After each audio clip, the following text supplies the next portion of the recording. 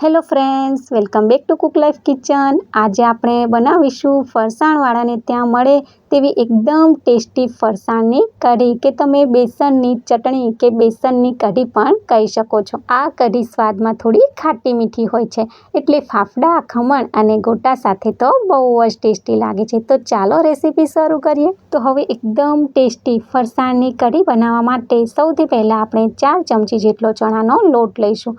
અહીંયા મેં ચણાના લોટને પહેલાં ચાળી લીધેલો છે। મેં અત્યારે ચણાનો લોટ લીધેલો છે, પણ જો તમારે બેસન લેવું હોય તો પણ તમે લઈ શકો છો। ફરક એટલો જ છે કે ચણાનો લોટ થોડો જાડો હોય છે અને બેસન એકદમ લીસું હોય છે।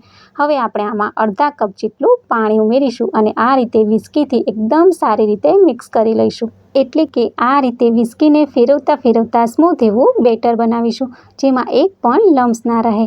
અને હવે તમે જોઈ શકો છો કે એકદમ જાડું એવું આ બેટર બની ગયું। તો બસ હવે આપણે આમાં 1 ગ્લાસ ભરી અને પાણી ઉમેરીશું અને આ રીતે એકદમ સારી રીતે બધું મિક્સ કરી લઈશું। તો અહીંયા તમે જોઈ શકો છો કે એકદમ પાતળું એવું આ બેટર આપણું બની ગયું। તો બસ આ રીતનું બેટર જ આપણે કઢી બનાવવા માટે જોઈએ।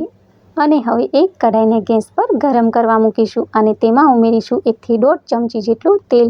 તેલ ગરમ થાય એટલે 1 ચમચી જેટલી રાઈ ઉમેરીશું। તો આ કઢીમાં રાઈ થોડી આગળ પડતી હોય, પણ જો તમારે ઓછી ઉમેરવી હોય તો તમે ઓછી પણ ઉમેરી શકો છો। અને હવે આપણે આમાં ઉમેરીશું અડધી ચમચી જેટલા ધાણા। તો ધાણાને મેં અધકચરા એવા વાટી લીધેલા।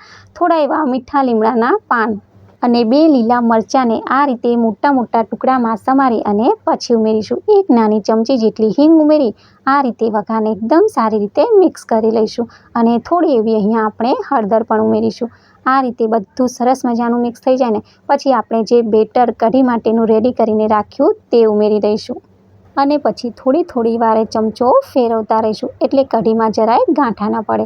અને જો આ રીતે થોડી વારે ચમચો નહીં ફેરવીને તો કઢીમાં લમ્સ પડી જશે અને કઢી ખાવામાં જરાય સારી નહીં લાગે। અને અડધી ચમચી જેટલું મીઠું અને 2 ચમચી જેટલી ખાંડ ઉમેરીશું। તો અત્યારે મેં ખાંડ અને મીઠું થોડા એવા ઓછા ઉમેર્યા છે, પાછળથી આપણે ઉમેરીશું। આ રીતે મિક્સ કરતાં એકદમ સારું એવું ગરમ થવા દઈશું।